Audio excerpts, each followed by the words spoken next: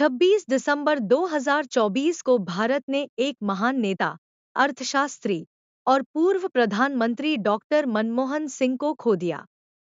उनके निधन के साथ ही देश ने एक ऐसे नेता को अलविदा कहा, जिसने न केवल भारतीय अर्थव्यवस्था को एक नई दिशा दी, बल्कि अपनी सादगी, विनम्रता और विद्वता से देशवासियों के दिलों में एक खास जगह बनाई।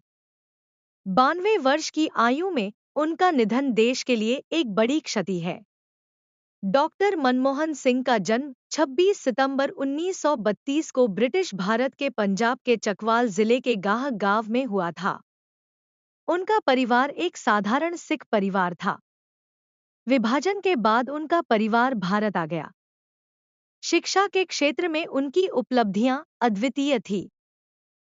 उन्होंने अपनी प्रारंभिक शिक्षा पंजाब विश्वविद्यालय से पूरी की और इसके बाद कैम्ब्रिज विश्वविद्यालय से अर्थशास्त्र में ऑनर्स की डिग्री प्राप्त की।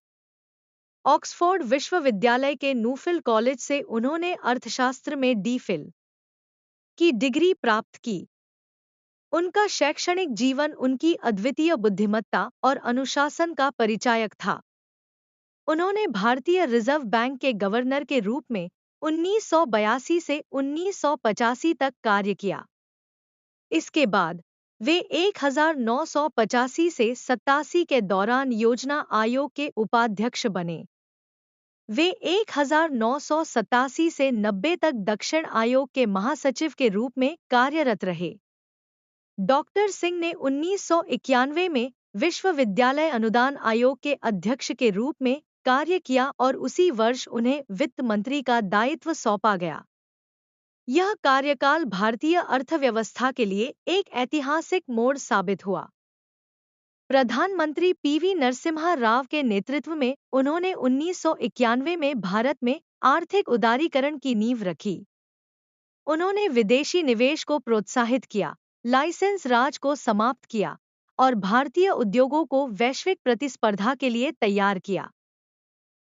डॉक्टर मनमोहन सिंह 22 मई 2004 से 26 मई 2014 तक भारत के प्रधानमंत्री रहे।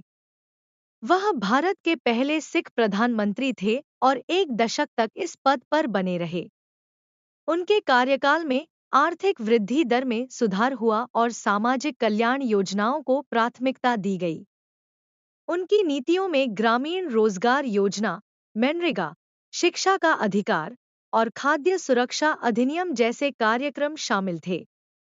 उनके कार्यकाल में परमाणु समझौते और वैश्विक मंचों पर भारत की स्थिति मजबूत हुई। डॉक्टर सिंह ने कई महत्वपूर्ण पुस्तकों की रचना की, जो उनके आर्थिक ज्ञान और अनुभव को दर्शाती हैं। इनमें शामिल हैं India's Export Trends and Prospects for Self-Sustained Growth, 1964. A Decade of Economic Reforms, 2004. Making Democracy Work for Proper Development, 2003. India's Economic Reforms, An Agenda for the Future, 2006. Changing India, 2019. Doctor Manmohan Singh को 1987 में भारत सरकार ने पद्म विभूषण से सम्मानित किया। उन्हें 1993 और 1994 में Asia money award for finance minister of the year दिया गया। 2002 में उन्हें उत्कृष्ट सांसद पुरस्कार से भी नवाजा गया। डॉक्टर सिंह ने 1991 में असम से राज्यसभा के सदस्य के रूप में कार्य करना शुरू किया। 1998 से 2004 के दौरान वे राज्यसभा में विपक्ष के नेता रहे। हालांकि उन्होंने 1999 में दक्षिण दिल्ली से लोकसभा चुनाव लड़ा, लेकिन हार गए। उनका राजनीतिक जीवन सादगी और निष्ठा का प्रतीक था।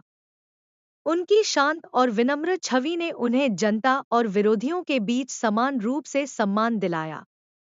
डॉक्टर मनमोहन सिंह एक ऐसे नेता थे जिन्होंने कभी भी विवादों का सहारा नहीं लिया।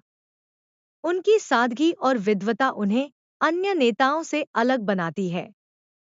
वे राजनीति में रहते हुए भी एक विद्वान अर्थशास्त्री के रूप में याद किए जाएंगे। उनके निधन के बाद केंद्र सरकार ने 7 दिन का राष्ट्रीय शोक घोषित किया है। यह उनके योगदान और देश में उनके महत्व को दर्शाता है।